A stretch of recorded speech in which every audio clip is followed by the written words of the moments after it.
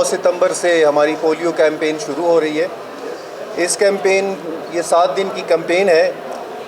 26,55,000 बच्चों को हम इंशाल्लाह वैक्सीन के क़तरे देंगे और इस मुहिम में 11,000 पोलियो टीमें जो हैं वो सूबे भर में ये काम करेंगी। हमें एक चैलेंज दरपेश है। तकरीबन 2.5 साल बाद बलूचिस्तान में पोलियो के केसेस रिपोर्ट हुए हैं और बदकिस्मती से पाकिस्तान के 17 केसेस में से 12 केसेस जो हैं वो बलूचिस्तान से हैं और उसमें सिर्फ किला अब्दुल्ला से 5 केसेस हैं। हमें और भी चैलेंजेस हैं, सिक्योरिटी की भी चैलेंजेस हैं, मसाइल ज़्यादा हैं, आपके इल्म में हैं, लेकिन पोलियो कैंपेन पे इंशाल्लाह कोई कॉम्प्रोमाइज़ नहीं होगा और हर एरिया तक हम पहुंचेंगे। अभी डिप्टी कमिश्नर्स को पुलिस को हिदायत दे दी गई हैं कि पोलियो कैंपेन में जो है वो किसी किस्म की कोताही बर्दाश्त नहीं की जाएगी। हमारी कोशिश ये होगी कि न सिर्फ ये कैंपेन बल्कि इससे अगली वाली 3 कैंपेन्स भी हम बहुत ही मौसर तरीके से चलाएं, क्योंकि 4 कैंपेन्स अच्छी चलें तो वायरस की सर्कुलेशन जो है वो डिसरप्ट होगी, बंद होगी और इंशाल्लाह इस मर्ज़ से हम निजात पाएंगे। देखिए, ये बात तो बिल्कुल दुरुस्त नहीं है कि पैसे आते ज़्यादा है और इनको दिए कम जाते हैं। वो तो सारी इलेक्ट्रॉनिक ट्रांसफ़र्स होती हैं, बैंकिंग सिस्टम से आती हैं, रिकॉर्ड पे होती हैं, तो उसमें तो कोई कमी पेशी नहीं कर सकता।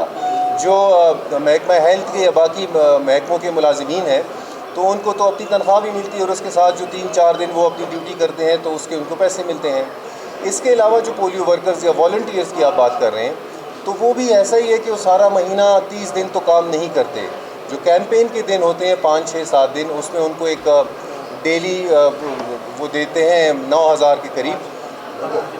हाँ, लेकिन इसको आप मिनिमम वेजेस के साथ इसलिए नहीं इक्वेट कर सकते बिकॉज मिनिमम वेज जो है पूरे महीने की तनख्वाह होती है। देखिए, सिंक्रोनाइजेशन का सबसे बड़ा इम्पैक्ट ये होता है कि जो वायरस है वो तो एक बड़े रीजन में फैला हुआ है ना, तो अगर आप इसको बिट्स एंड पीसेस में करेंगे, उधर से किसी ने ट्रैवल किया तो वो आपसे बच जाएगा। यहाँ पे सिंक्रोनाइजेशन अफ़गानिस्तान में इसी के साथ शुरू हो रही है। सो हम एट द सेम टाइम हर एक बंदे तक पहुँचने की कोशिश करेंगे और जो वायरस का ट्रैवल है उसको हम रोकेंगे। मेरे इल्म में ऐसी कोई बात नहीं है, लेकिन अभी आपने कहा तो मैं पूछ लूँगा। उसको फीडिंग चार्जेस होते हैं और उनके अकाउंट में ट्रांसफ़र होते हैं। जिस तरह मैंने कहा कि अब तनख्वाह का सारा निज़ाम कंप्यूटराइज हो गया है, लेकिन ऐसा कोई सिपाही जो कह रहा हो कि मेरे अकाउंट में पैसे नहीं आए, वो अपना बता दे, डिटेल बता दे तो हम उसकी शिकायत दूर कर देंगे। Thank you very much. Video की ज़रूरत क्यों है आपको? सर, जब हम रिपोर्ट चलाते हैं, जब हमारी ब्रेकिंग होती है तो हमसे हेड ऑफिस से पूछा कि बच्चा है कहाँ। आप अगर तादाद 12 बता रही तो ऑन ग्राउंड वो बच्चे हैं कहाँ? देख सकते हैं। नहीं, मेरा नहीं ख्याल कि दिस इज़ व्हाट ये हेल्थ डिपार्टमेंट का काम है कि वो वीडियोज़ बनाए।